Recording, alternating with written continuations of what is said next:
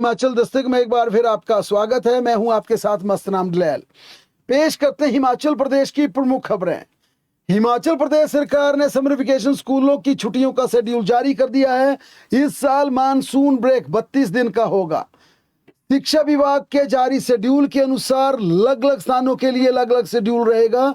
प्रदेश के सभी summer vacation schools 12 जुलाई से 12 अगस्त तक बंद रहेंगे। इसके अलावा कांगड़ा, सिरमौर और सोलन और ऊना इन क्षेत्रों में इन जिलों के कई समर क्लोजिंग स्कूलों में मानसून ब्रेक का अलग शेड्यूल जारी किया गया, जिसके तहत सब डिवीजन नालागढ़, फतेहपुर, नगरोटा, सूरियां, इंदौरा, पांवटा साहिब, काला अम्ब और ऊना जिला में मानसून का अवकाश 3 से 12 अगस्त तक केवल 10 दिन का होगा। कुल्लू जिला के समर और विंटर क्लोजिंग स्कूलों में 20 जुलाई से 12 अगस्त तक मानसून ब्रेक की छुट्टियां रहेंगी। हिमाचल प्रदेश सरकार के शिक्षा निदेशालय ने इस साल के इस नए शेड्यूल की नोटिफिकेशन जारी कर दी है और इसके तहत हिमाचल प्रदेश के समर क्लोजिंग और समर वेकेशन वाले स्कूलों में छुट्टियों का रूपरेखा रहेगी। उधर हिमाचल प्रदेश मंत्रिमंडल की बैठक को लेकर अब सभी की निगाह इस बात पर टिक गई है कि इसमें क्या कैबिनेट के एजेंडे आएंगे। हालांकि अभी तक आधिकारिक रूप से इसका नोटिस जारी नहीं हुआ, बावजूद इसके विभिन्न विभागों ने 20 जुलाई को प्रस्तावित हिमाचल प्रदेश मंत्रिमंडल की बैठक के लिए अपने अपने एजेंडे बनाना शुरू कर दिए हैं। हिमाचल प्रदेश विधानसभा के मानसून सत्र के आयोजन का एजेंडा भी कैबिनेट की बैठक में आ सकता है, क्योंकि अब हिमाचल प्रदेश का सामान्य प्रशासन विभाग और विधान सचिवालय इस मुद्दे पर चर्चा कर रहे हैं कि सरकार कब हिमाचल प्रदेश में मानसून सत्र चाहती है, क्योंकि 20 तारीख की कैबिनेट में ये एजेंडा आ सकता है और मानसून सत्र पर आधिकारिक रूप से मोहर लग सकती है। इसके अलावा कैबिनेट की इस प्रस्तावित बैठक में सीबीएसई शिक्षकों की नियुक्ति पर स्थिति स्पष्ट होगी। कैबिनेट की सब कमेटी की रिपोर्ट मंत्रिमंडल की बैठक में रखी जाएगी। इसके अलावा दूसरा मुद्दा बिना पंजीकरण के चल रहे हिमाचल प्रदेश में इंटरनेट मीडिया से जुड़ा है, जिस पर कई बड़े फैसले सरकार कर सकती है कि किस प्रकार से इंटरनेट मीडिया काम करेगा, चैनल्स के लिए क्या गाइडलाइंस होंगी, पंजीकरण की क्या रूपरेखा होगी। मुकेश अग्निहोत्री की अध्यक्षता वाली कैबिनेट की सब कमेटी ने इस पर विस्तार से चर्चा करने के बाद अपनी रिपोर्ट तैयार की है, जिसे अंतिम मंजूरी के लिए मंत्रिमंडल की बैठक में लाया जाएगा। इसके अलावा नए पदों को भरने की मंजूरी के एजेंडे भी इस कैबिनेट की बैठक में लाए जाएंगे। हिमाचल प्रदेश सचिवालय सेवाएं कर्मचारी संघ ने पिछले कल अपनी मासिक बैठक की, जिसका बाकायदा प्रेस नोट आज जारी किया गया और इसमें संघ ने पूरे जोर शोर के साथ अपने बकाया डीए और एरियर को जारी करने की राज्य सरकार से मांग की है।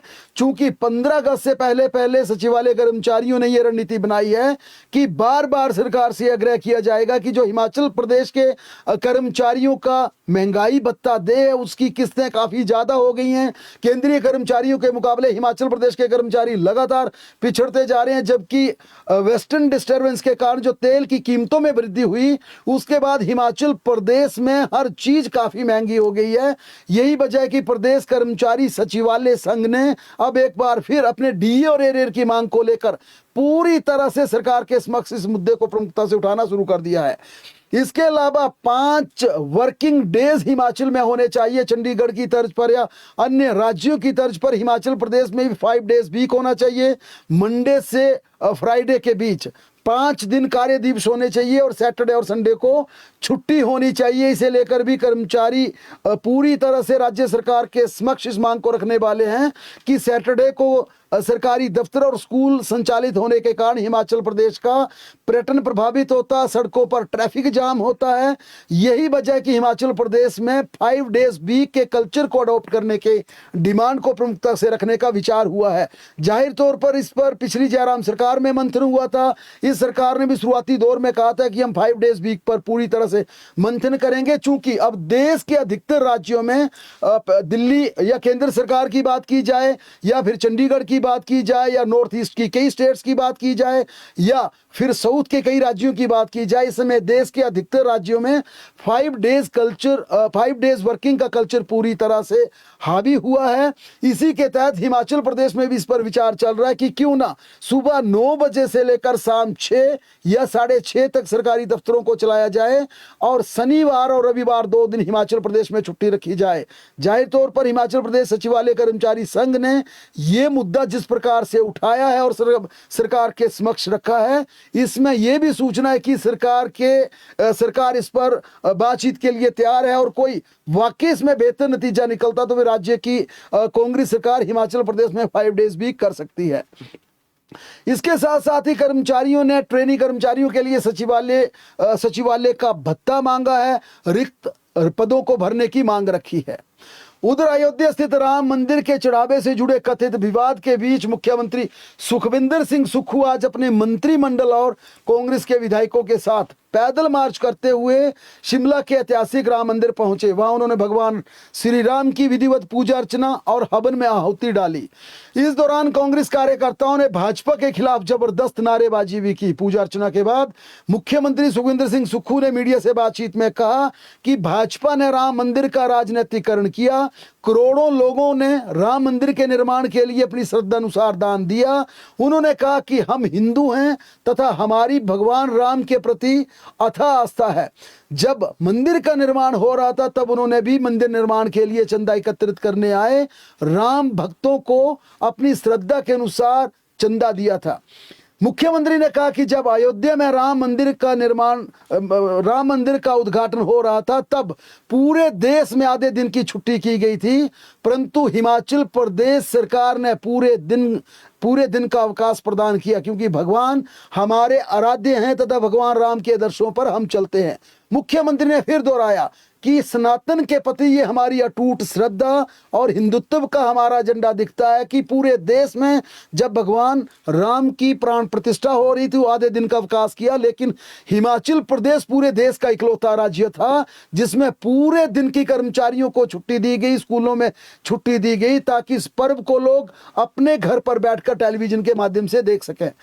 मुख्यमंत्री ने भाजपा प्रदेश अध्यक्ष डॉक्टर बिंदल पर निशाना साधते हुए कहा कि हिंदू होने का प्रमाण पत्र हम डॉक्टर बिंदल की दुकान से नहीं लेंगे, ना किसी को लेने की जरूरत है। इसके बाद मुख्यमंत्री ने जाखू मंदिर जाकर पूजा अर्चना की और हनुमान चालीसा का पाठ भी किया।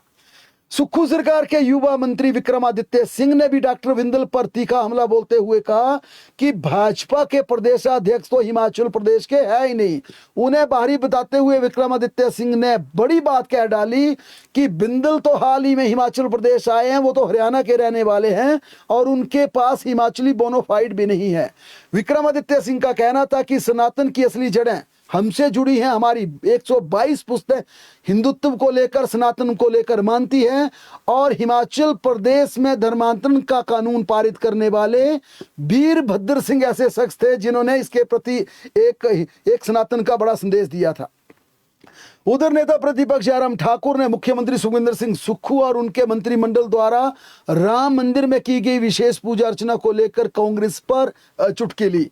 जयराम ठाकुर ने आरोप लगाया कि कांग्रेस का भगवान श्री राम और राम मंदिर के प्रति बरसों पुराना रुख जाहिर है, लेकिन अब राजनीतिक परिस्थितियों के चलते पार्टी अपनी छवि सुधारने और बदलने का प्रयास कर रही है। जयराम ठाकुर ने कहा, कांग्रेस ने हमेशा भगवान श्री राम के अस्तित्व पर सवाल उठाए, राम मंदिर निर्माण का विरोध किया और यहां तक कि न्यायालय में भी राम मंदिर से जुड़े मामलों में जबरदस्त तरीके से विरोध का पक्ष रखा। उन्होंने कहा कि आज वही कांग्रेस राम मंदिर जाकर श्रद्धा का प्रदर्शन कर रही है, जबकि ये उनकी वास्तविक आस्था नहीं बल्कि राजनीतिक महत्वाकांक्षा और मजबूरी है। जयराम ठाकुर ने मुख्यमंत्री सुखविंदर सिंह सुक्खू पर भी निशाना साधते हुए कहा कि राम निर्माण और रामलला की प्राण प्रतिष्ठा के समय कांग्रेस का रवैया बिल्कुल अलग था।